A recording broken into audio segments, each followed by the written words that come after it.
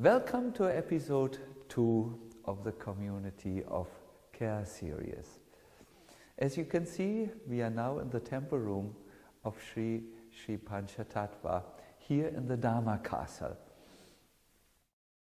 Here, the Lord, Chaitanya Mahaprabhu in the center, is worshipped together with his expansion, Nityananda Prabhu, with Advaita Acharya, his partial expansion, his Shakti, Gadadhar Pandit, and also the devotees who are represented by Srivas Thakur.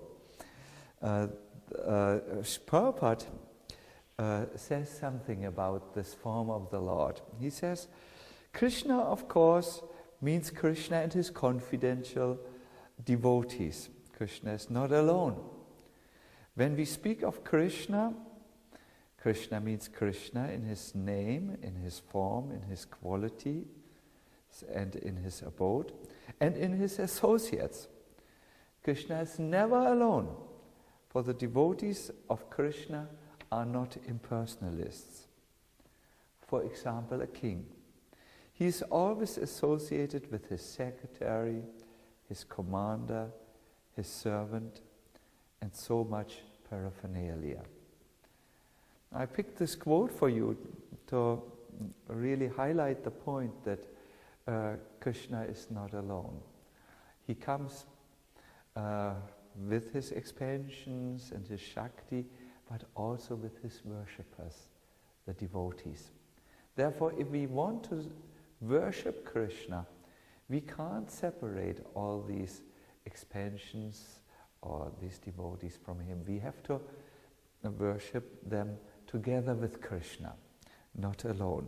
Sri Chaitanya Mahaprabhu has very nicely taught that service of the Vaishnavas is highly important.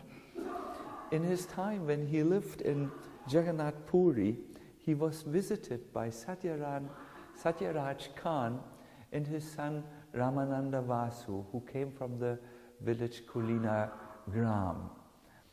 Satyaraj Khan was, like so many other devotees in Kulina Gram, a grihasta, and he asked Chaitanya Mahaprabhu a question which was very, very important for the people in his village. He asked, Gauranga Mahaprabhu, I'm not such a special devotee. I consider myself a materialistic person. Please tell me the way how I can best worship the Lord. Chaitanya Mahaprabhu said, chant Hare Krishna and serve the devotees.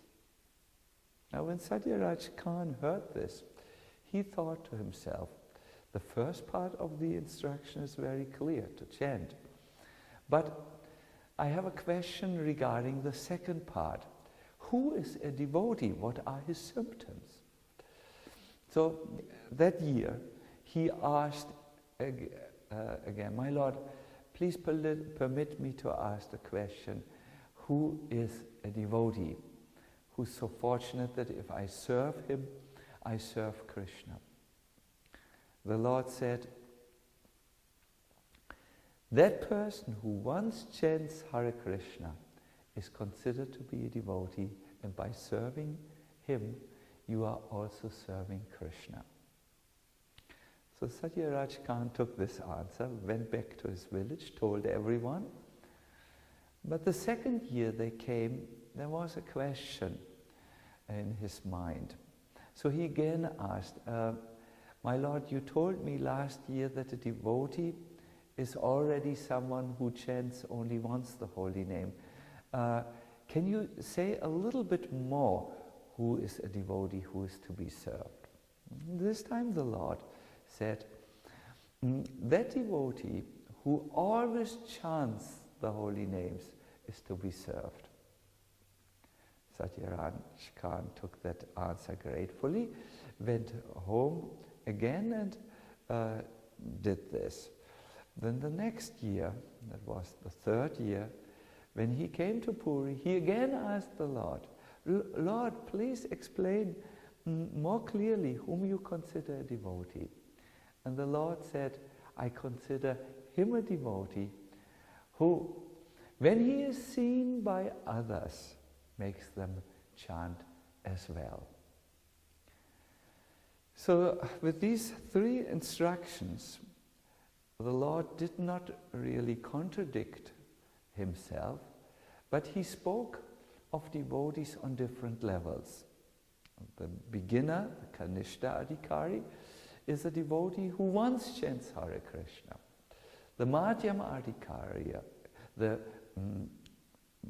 medium devotee, is someone who always chants, and the Uttama Adhikari, the highest devotee, is someone in whom the holy name vibrates so much that when anyone comes in contact with them, they also chant. We know when Chaitanya Mahaprabhu, when we see him as the perfect devotee, we can see that people who saw him passing on the road,